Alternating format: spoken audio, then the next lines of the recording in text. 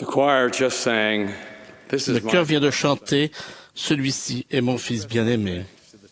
Nous remercions le chœur du Tabernacle de la belle musique qu'il a interprétée ce matin et les personnes qui nous ont parlé pour cette session de la conférence. Après mon discours, le chœur terminera la session en chantant « Seigneur, merci pour le prophète ».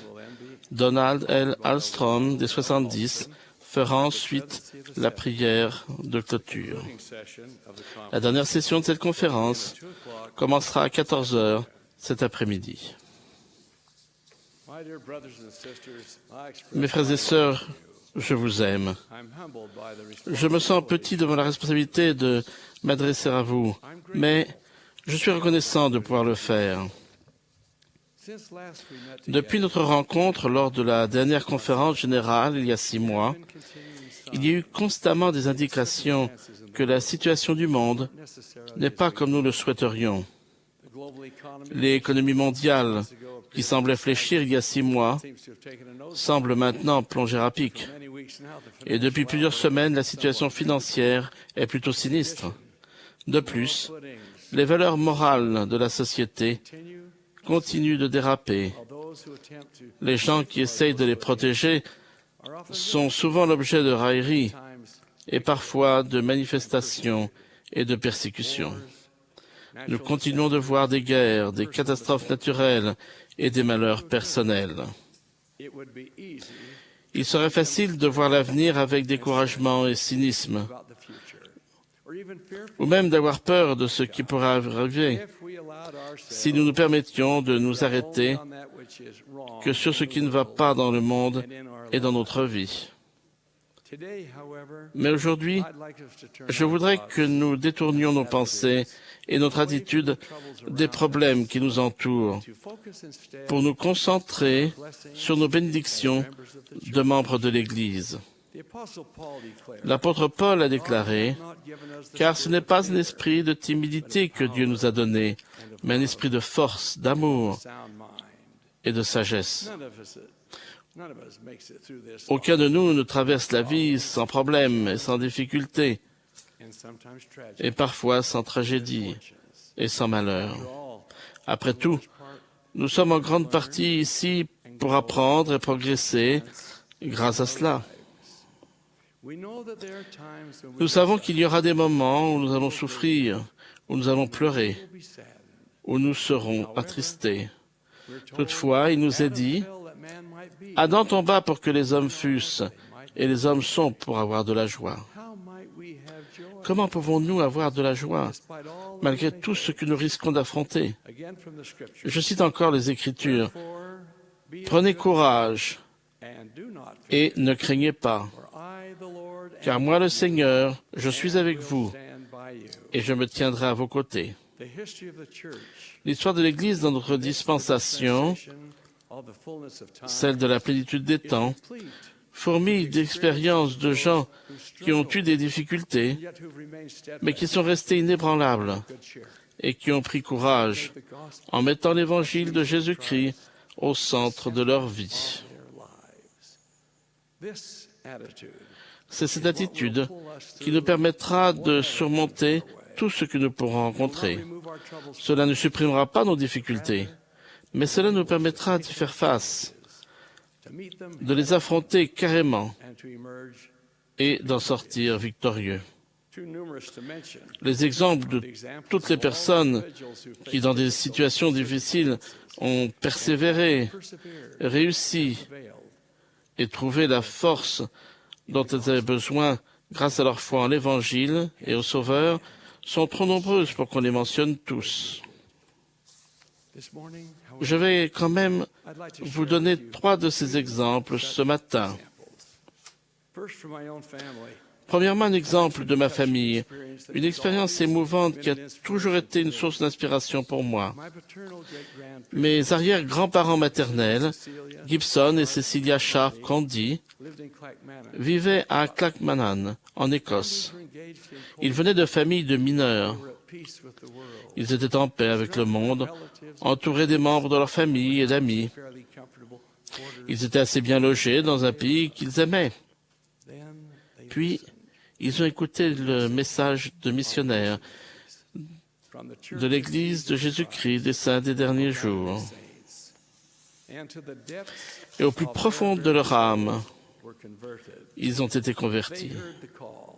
Ils ont entendu l'appel à se rassembler en Sion. Et ils ont su qu'ils devaient y répondre. Vers 1848, ils ont vendu tout ce qu'ils avaient et se sont préparés à la dangereuse traversée du puissant océan Atlantique. Ils sont embarqués sur un voilier avec 5 jeunes enfants et tous leurs biens dans une toute petite malle.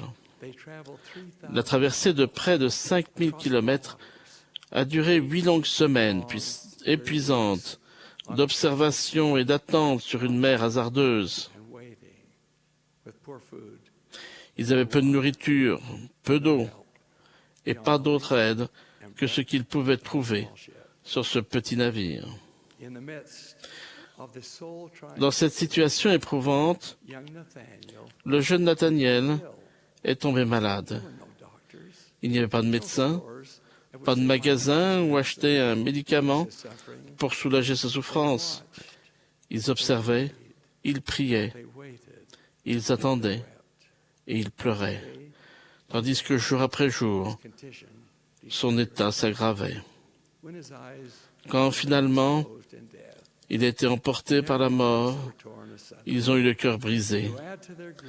Pour comble de chagrin, ils ont dû respecter les lois de la mer, enveloppés dans une toile et lestés avec du fer. Le petit corps a été enseveli dans l'eau.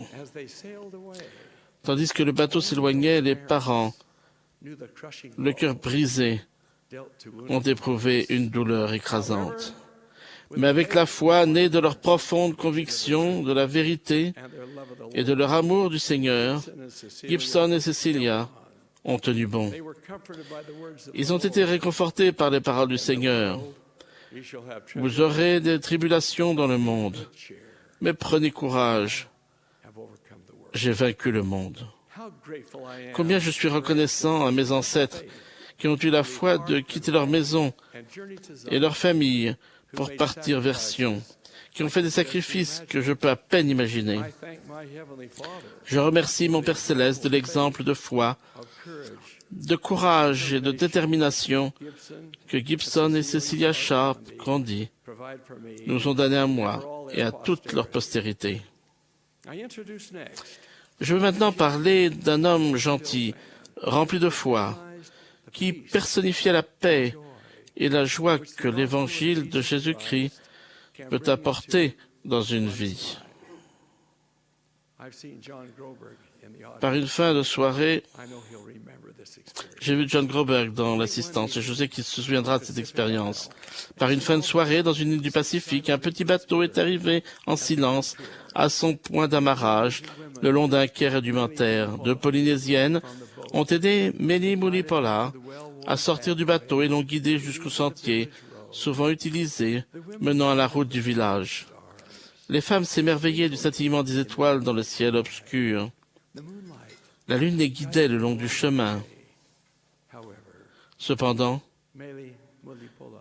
Mélie Moulipola ne pouvait pas apprécier ces merveilles de la nature, la lune, les étoiles, le ciel, car il était aveugle. Il avait eu une bonne vue jusqu'à ce jour fatal où, tandis qu'il travaillait dans une plantation d'ananas, la lumière s'était soudainement transformée en obscurité et le jour était devenu une nuit perpétuelle. Il avait été déprimé et découragé jusqu'à ce qu'il entende la bonne nouvelle de l'évangile de Jésus-Christ. Il avait mis sa vie en accord avec les enseignements de l'Église. Il avait retrouvé l'espérance et la joie. Ayant appris qu'un détenteur de la prêtrise de Dieu était en visite dans les îles, Frère Moulipola avait fait ce long voyage avec ses êtres chers. Il voulait une bénédiction. Et j'ai eu le bonheur, avec un autre détenteur de la prêtrise de Melchisédek, de lui donner cette bénédiction.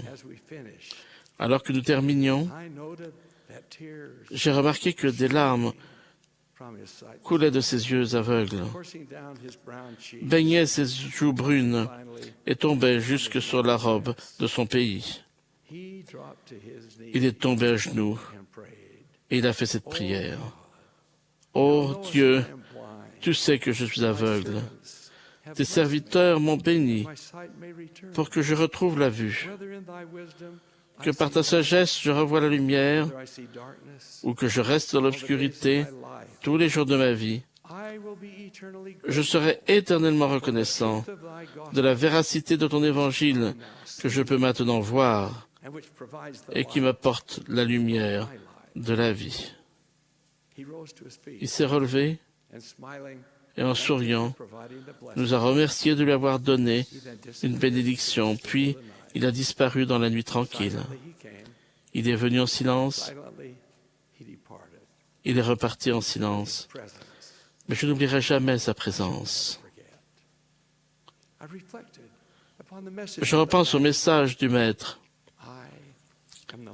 Je suis la lumière du monde.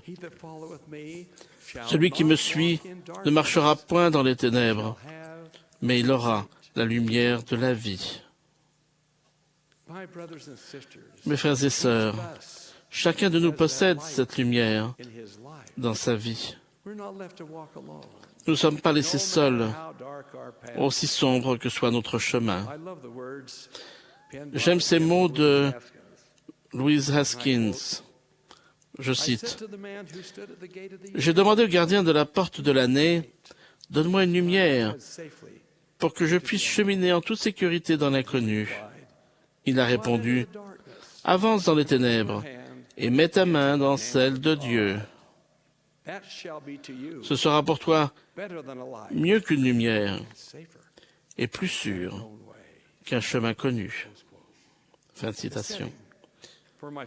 Mon dernier exemple de personne ayant persévéré et finalement réussi, malgré une situation excessivement difficile, commence près Ruchdorf en Prusse orientale après la Seconde Guerre mondiale. Vers le mois de mars 1946, moins d'un an après la guerre, Ezra Taft Benson, alors membre du Collège des 12, accompagné de Frédéric W. Babel, a eu la mission de faire un voyage spécial dans l'Europe d'après-guerre, dans le but de rencontrer les saints, d'évaluer leurs besoins et de leur apporter de l'aide. Frère Benson et Frère Babel ont raconté par la suite, d'après un témoignage qu'ils avaient entendu, l'expérience d'une sœur de l'Église qui s'était retrouvée dans une zone qui n'était plus contrôlée par le gouvernement de son pays. Son mari et elle avaient mené une vie heureuse en Prusse orientale. Puis la Seconde Guerre mondiale avait éclaté durant leur vie. Son jeune mari aimé avait été tué durant les derniers jours des combats effrayants qui s'étaient déroulés dans leur pays, la laissant seule pour s'occuper de leurs 4 enfants. Les zones d'occupation avaient décidé que les Allemands de Prusse orientale devaient aller vivre en Allemagne de l'Ouest. Cette femme était allemande. Elle devait donc y aller. C'était un voyage de plus de 1600 kilomètres. Et elle n'avait pas d'autre moyen que de le faire à pied. Elle n'a pu emporter que le peu de biens qu'elle a pu charger sur sa petite charrette en bois. En plus de ses enfants et de ses maigres biens, elle a emporté sa grande foi en Dieu et en l'évangile révélé au prophète des derniers jours, Joseph Smith. Ses enfants et elle ont commencé leur voyage à la fin de l'été, n'ayant ni nourriture ni argent dans son peu de biens. Elle devait trouver de quoi manger chaque jour dans les champs et dans les forêts qu'elle traversait. Elle affrontait constamment les dangers que représentaient les réfugiés pris de panique et les troupes de pillards. Les jours Les semaines et les mois passant, la température est descendue en dessous de zéro. Chaque jour, elle trébuchait sur le sol gelé. Son plus jeune enfant, un bébé dans ses bras. Ses 3 autres enfants la suivaient avec peine. Le plus grand, 7 ans, tirant la petite charrette de bois contenant leurs biens. Leurs pieds n'étaient protégés que par des bandes de tissu déchirées, parce que leurs chaussures s'étaient depuis longtemps désintégrées. Ils n'avaient que leurs vestes peu épaisses et en lambeaux, couvrant leurs vêtements fins et en guenilles pour se protéger du froid. La neige est arrivée. Les jours et les nuits sont devenus des cauchemars. Le soir, les enfants et elle essayaient quelque abri, une étable ou un hangar, où ils se blottissaient les uns contre les autres pour avoir chaud, sous les quelques maigres couvertures transportées dans leurs charrettes. Elles luttaient constamment contre la peur accablante qu'ils périssent avant d'atteindre leur destination. Puis, un matin,